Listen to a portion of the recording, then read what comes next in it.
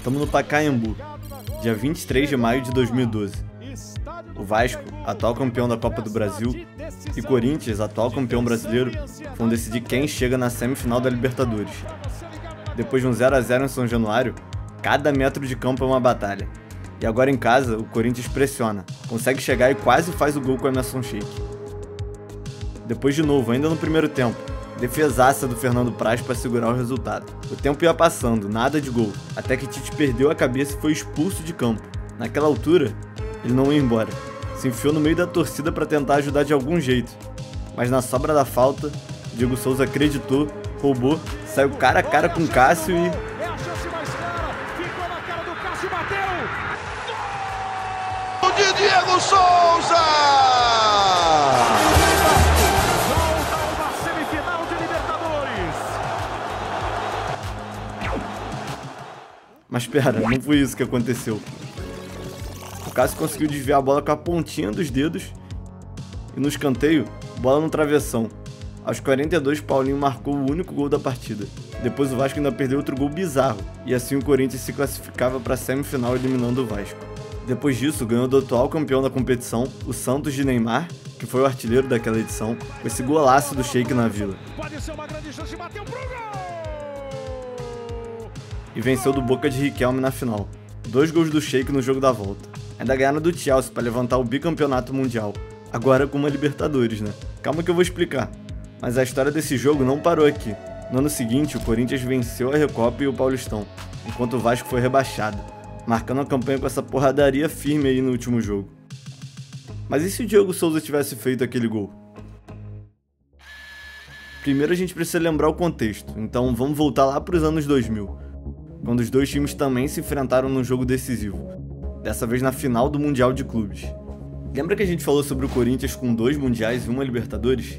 Então, essa edição foi meio bagunça. Os representantes brasileiros no Mundial de 2000 foram o Vasco, campeão da Libertadores de 98, e o Corinthians, campeão do Brasileiro de 98. Eles acabaram ganhando o Brasileiro de 99 também, mas isso foi depois da decisão de quem ia representar o Brasil. O porquê desses times estarem lá caberia em um vídeo só pra isso, mas o fato é que os dois chegaram na final, e o Corinthians levou o título nos pênaltis. Depois disso, a década de 2000 não foi fácil para nenhum dos dois clubes. O Corinthians ganhou o Brasileiro em 2005, é verdade, mas em 2007, a relação do Corinthians com a MSI, fundo de investimento que patrocinou o clube e foi responsável por trazer Tevez, Mascherano e outros craques, já não era a mesma. E depois de investigações por lavagem de dinheiro, teve seu contrato rompido. Teve troca na presidência, um clima muito instável por causa da administração péssima do clube, o que em 2007 resultou no primeiro e único rebaixamento do Corinthians à Série B. Do outro lado, o Vasco também sofria. Depois da Era de Ouro, começava a enfrentar as consequências, e sofria de uma forte crise financeira, que em 2008 também resultou no primeiro rebaixamento do clube. Enquanto os dois clubes se remontavam, Diego Souza e Cássio começavam a aparecer para o futebol. O atacante vascaíno, que na época atuava como volante no Grêmio, se descobriu como meio atacante e foi para o Palmeiras para ser eleito craque do Brasileirão, com vários golaços. Diego trouxe por dentro, deu uma boa gingada. Ficou 2 anos por lá, mas acabou não ganhando nada. Ainda saiu brigado com a torcida. Depois disso jogou 1 ano no Galo, com uma passagem abaixo do esperado, para chegar como camisa 10 do Vasco em 2012.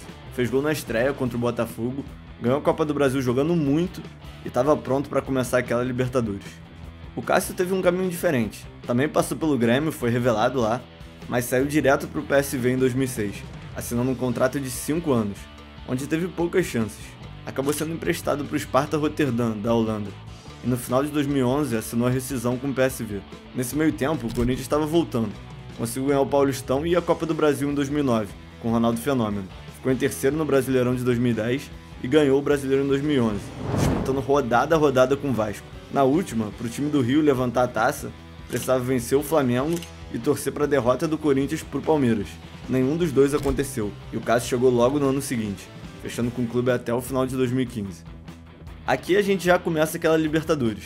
Até chegar no famoso lance, o Vasco passou bem pela fase de grupos.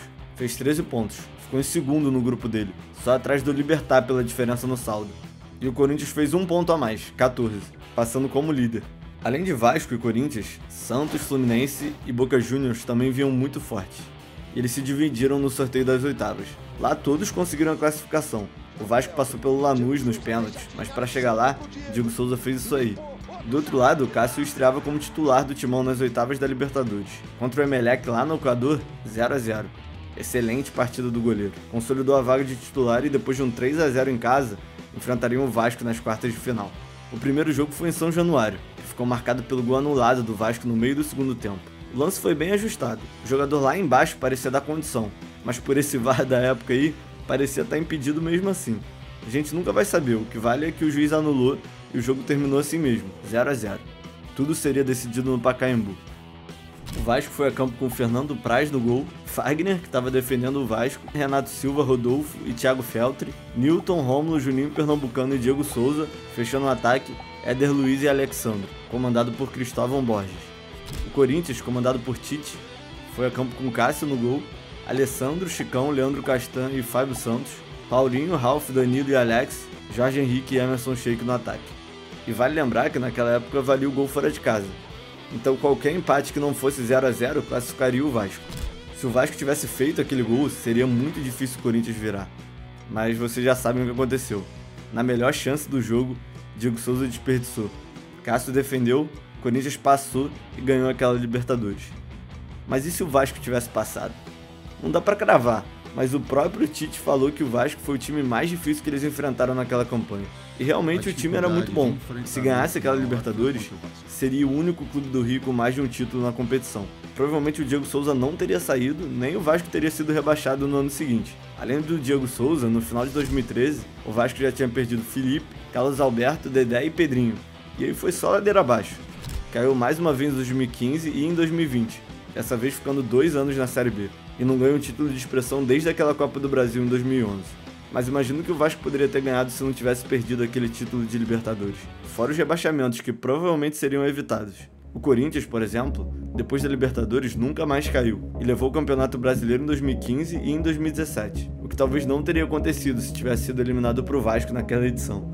E com certeza não teria ganho aquele Mundial contra o Chelsea, que por sinal foi outra partida bizarra do Cássio, que talvez nem seria ídolo do Corinthians. Diego Souza e Dedé, que jogaram muito pelo Vasco em 2012, foram pro Cruzeiro em 2013 para ganhar 2 brasileiros seguidos. Se tivessem ficado no Vasco, tudo poderia ser diferente. O Vasco poderia não ter caído e, abrindo mais uma vaga na zona, rebaixado o Flamengo ou o Fluminense, que estavam ali na briga. Talvez nem teria acontecido aquela polêmica com a Portuguesa, que também podia ter se salvado. A gente pode ficar falando aqui 1 milhão de coisas que seriam diferentes, e a gente nunca vai saber ou ter certeza. Tudo por conta daquela defesa. E a única certeza que a gente tem é que esse lance mudou a história do futebol brasileiro.